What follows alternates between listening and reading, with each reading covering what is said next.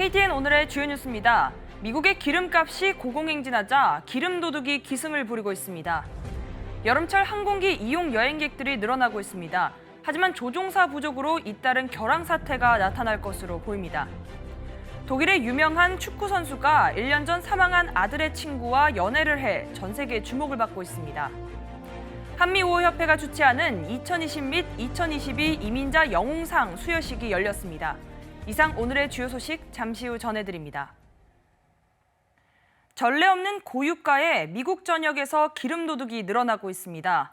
주로 개별 차량이 대상이었던 예전과는 달리 주유소 전체를 노리는 등 그 수법도 갈수록 대범해지고 있습니다.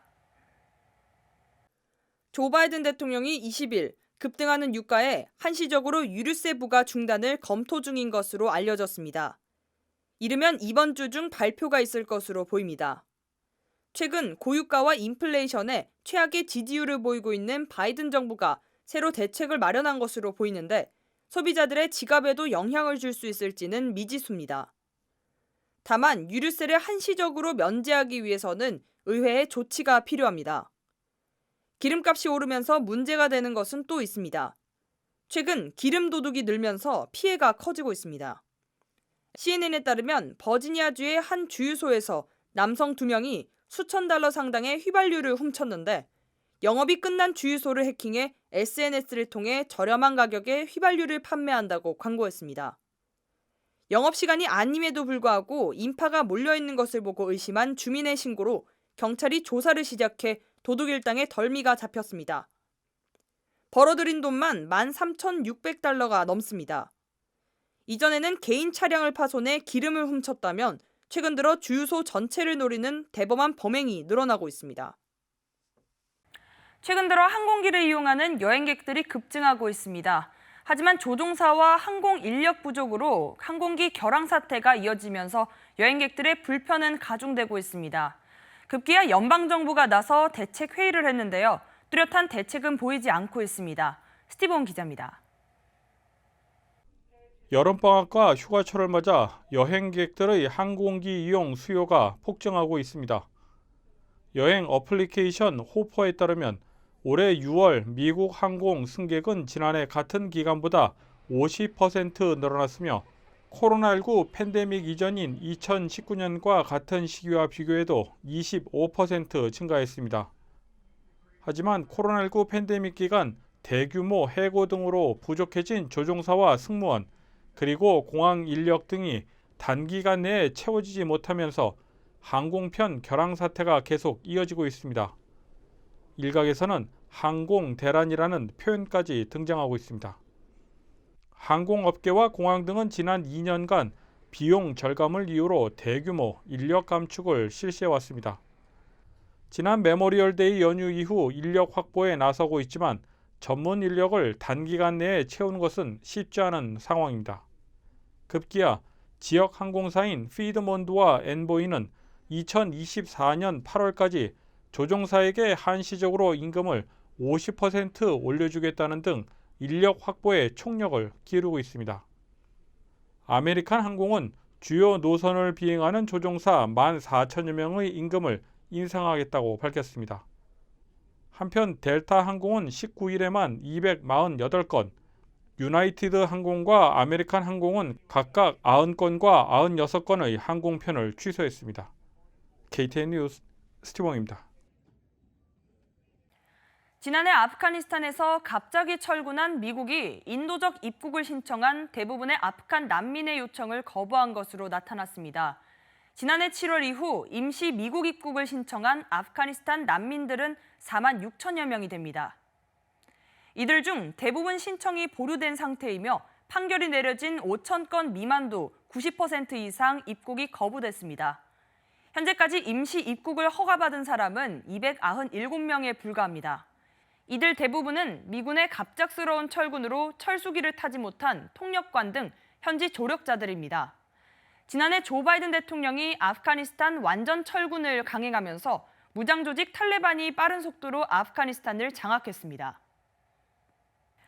독일의 전설적인 축구 스타 마이클 발락이 아들의 장례식에서 만난 아들의 친구와 연애 중인 것으로 알려져 전 세계에 관심이 뜨겁습니다. 발락은 지난해 바이크 사고로 아들을 잃었습니다. 독일 매체 빌트에 따르면 발락이 아들의 장례식에서 만난 아들의 친구 소피아 슈나이더한과 열애를 시작했다고 알려졌습니다. 아들의 사고 이후 가까워진 두 사람은 최근 스위스의 국제예술박람회인 아트바젤을 방문해 데이트를 즐겼습니다. 은퇴 후 아들의 사망으로 전 세계 축구 팬들의 안타까움을 샀던 발락은 사고 소식 이후 1년째 되지 않아 이번 소식으로 다시 한번 주목을 받게 됐습니다.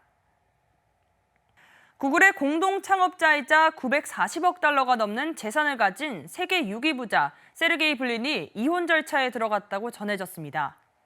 블룸버그 통신에 따르면 블린은 아내 니콜 세너헨과 결별을 원한다면서 캘리포니아주 산타클레나 법원에 이혼 신청서를 제출했습니다. 블린은 이혼 사유로 해소할 수 없는 성격 차이를 들었습니다. 인터넷에서는 마이크로소프트 창업자 빌 게이츠, 아마존 창업자 제프 베이조스에 이어 블린이 최근 파경을 맞은 억만장자 대열에 합류했다며 관심이 쏠리고 있습니다. 한미우호협회가 주최하는 2020년 및 2022 이민자 영웅상 수여식이 지난 주말 저녁 버케드 체로키타운 클럽에서 개최됐습니다. 이날 수여식에는 수상자 관계자들을 비롯해 정치 경제계 인사들과 한인단체들이 참석했으며 이날 행사를 통해 한미우호를 돈독히 하는 기회가 마련됐습니다. 스티븐 기자입니다. 18일 오후 버케드 소재 체로키 카운티 클럽 이민자 영웅상 수여식에 앞서 상고무가 연주되고 있습니다. 한국전 참전용사회 노먼 보드 회장은 인사말을 통해 초대해 주어 감사하다며 한국과 한인들이 따뜻한 마음에 감사하다고 표했습니다. 한미우호협회 프랑크 블레이크 이사장은 협회 활동을 소개한 후 협회의 새로운 이사 4명을 소개했습니다.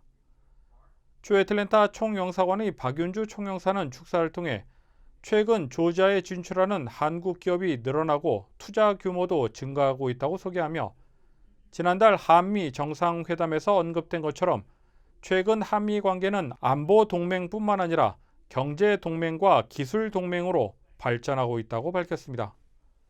한미우협회 박성근 회장은 이날 참석자들을 소개한 후 협회 활동과 함께 한국은 미국이 70여 년 전 한국을 도운 일을 잊지 않고 지속적으로 감사하는 나라라고 덧붙였습니다.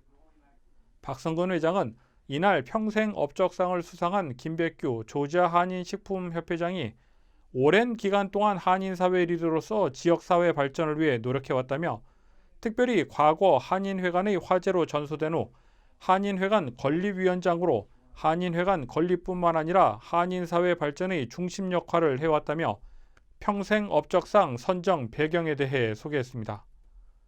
평생 업적상을 받은 김백규 회장은 수상 소감을 통해 감사하다며 앞으로도 한인사회 발전을 위해 노력하겠다고 밝혔습니다. 협회는 이날 2022 이민자 영웅상 수상자로 대북문제 전문가인 빅터 차 조지타운대 교수와 2020년 수상자로 코미디언 헨리 조를 선정해 시상했습니다. 한편 한미우호협회는 1996년 설립됐으며 2000년부터 지역 발전에 공헌해온 한인 이민자를 선정해 영웅상을 수여하고 있습니다. KTN 뉴스 스티븐입니다.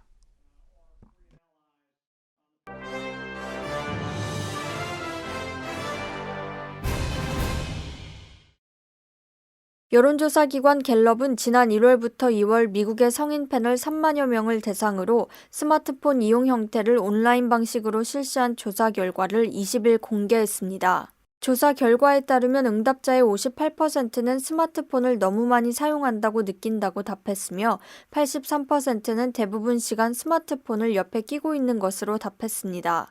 연령대별로 19세부터 29세의 81%가 너무 많이 사용한다고 대답해 가장 높았고 30세부터 49세 75%, 50세부터 64세 47%, 65세 이상 30% 등의 응답률을 보였습니다.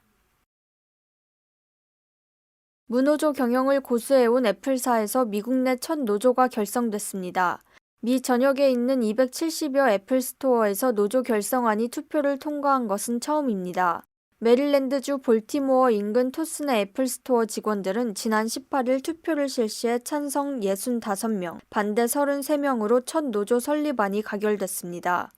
애플 직원들은 코로나 팬데믹으로 인한 근무 조건 악화, 물가 상승에 따른 실질 소득 감소, 학자금 지원 등 직원 복지 부족을 노조 결성의 근거로 들고 있습니다. 이들은 미 최대 산별 노조 중 하나인 국제기계 항공우주 노동자 연합 IAM에 가입해 자체 지부를 결성하게 됩니다. 한편 지난달 조지아주 애틀랜타 등 24개 매장에서 노조 결성을 추진했으나 무산된 바 있습니다. 국제수영연맹 피나는 19일 헝가리 부다페스트에서 임시총회를 열고 12세 이전에 성전환 수술을 받은 경우에만 여성부 경기에 출전이 가능하도록 결정했습니다. 국제수영연맹은 새로운 성별 포함 정책을 채택한다며 이 같은 내용을 밝혔습니다. 아울러 성전환 선수를 포함해 많은 사람들이 참여할 수 있는 열린 경쟁 부문 신설을 검토해 나갈 방침이라고 덧붙였습니다. 한편 국제수영연맹의 이번 결정으로 성전환 선수의 여성부 출전을 사실상 금지한 것이라는 반응입니다. 세계 트랜스젠더 건강 전문가 협회는 호르몬 투여로 성전환을 할 경우 최저 연령을 14세로, 수술은 15세부터 17세로 권장하고 있기 때문입니다. KTN 뉴스 유튜브 채널이 KTN 뉴스룸으로 변경됐습니다. 앞으로 많은 시청 바랍니다. 이상으로 KTN 뉴스를 모두 마칩니다. 시청해주신 여러분 고맙습니다.